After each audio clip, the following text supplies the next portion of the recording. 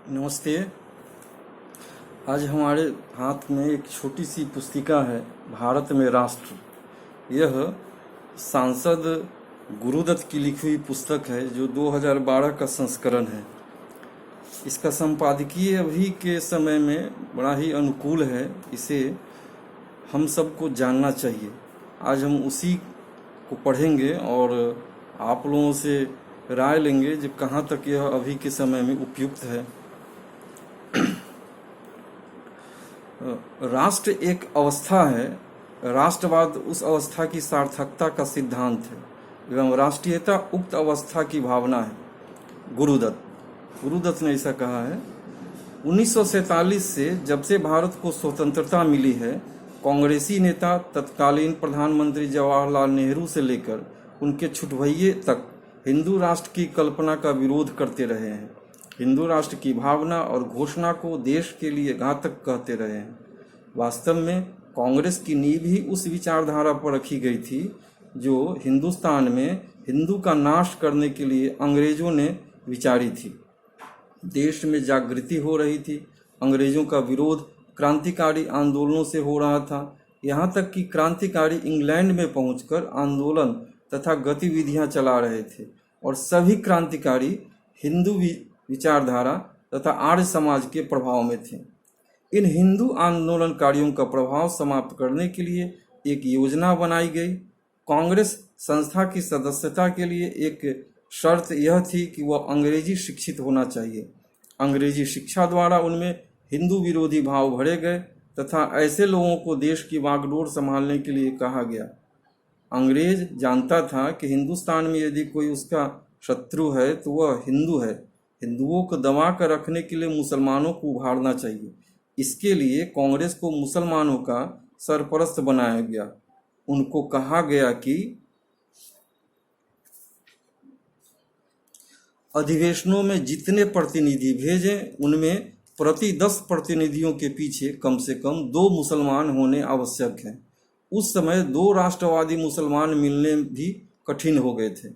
तब रिश्वत देकर भाड़े के मुसलमानों को खद्दर के कपड़े पहनाकर साथ ले जाया जाने लगा।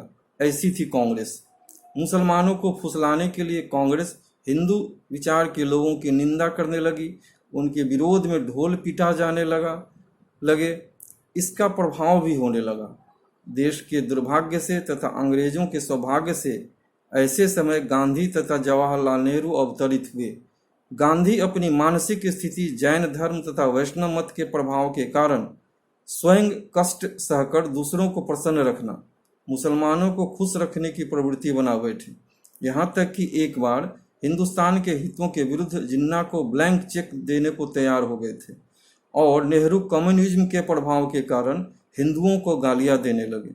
हिंदू जनता गांधी के महात्मापन के प्रभाव में थी और महात्मा गांधी मोतीलाल नेहरू के प्रभाव में आए हुए थे।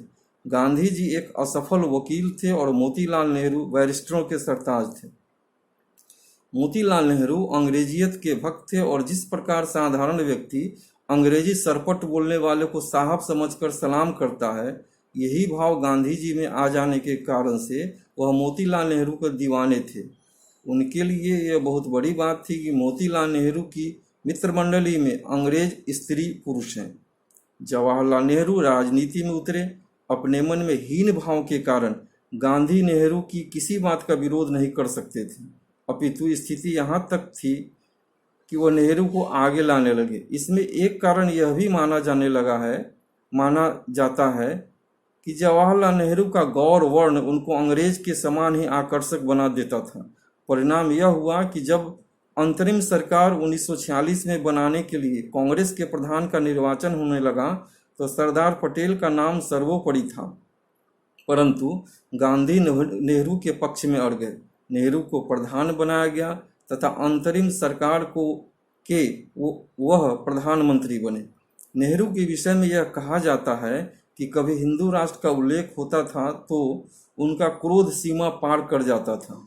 नेहरू के पश्चात इंदिरा गांधी राजनीति में आई, वह पिता से भी बढ़कर हिंदू विरोधी सिद्ध हुई।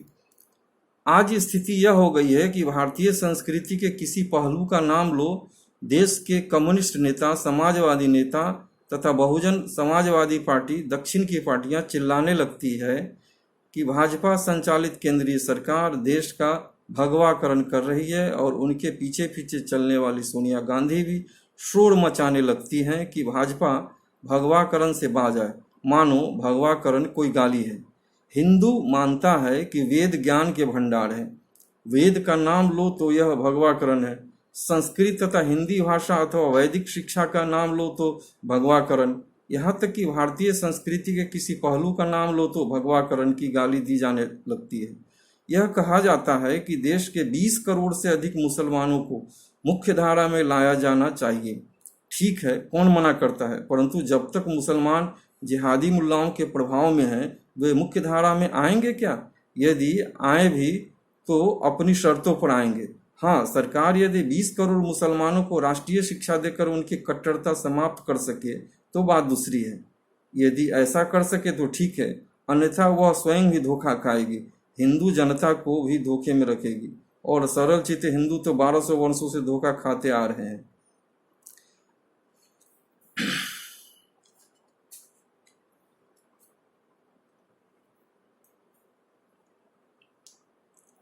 कितनी विचित्र बात है कि हिंदू इस्लाम धर्म स्वीकार करते ही इतना पतित हो जाता है कि वह अपने सगे बहन भाइयों तथा माता पिता को भी मारने के लिए तैयार हो जाता है। ऐसे भाव उसके मन में भरे जाते हैं कि अपने खून के रिश्ते को भी वो स्वीकार नहीं करता।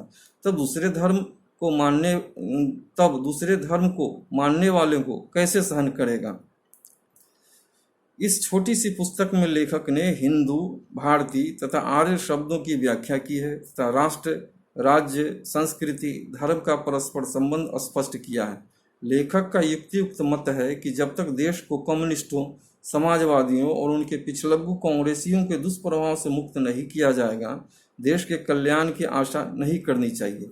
इस समय प्रगति के नाम पर देश में विकास हो रहा है, परंतु किस मूल्य पर, यह एक प्रश्न है। अरबों रुपए के घोटाले हो रहे हैं। देश का कोई भाग आतंकवादियों से सुरक्षित नहीं रहा। जनता का नैतिक पतन होता जा रहा है। भोग विलास, चरस तथा मादक द्रव्यों का सेवन बढ़ता जा रहा है। देश को महान बनाने के लिए देश के मूल निवासी हिंदू को बलवान बनना पड़ेगा। 1200 वर्षों तक वही देश के शत्रुओं से लड़ता आया है और भविष्य में भी उसी से आशा है। यदि नास्तिक भौतिकवादी सरकार ने उसे कुछ करने लायक रखा।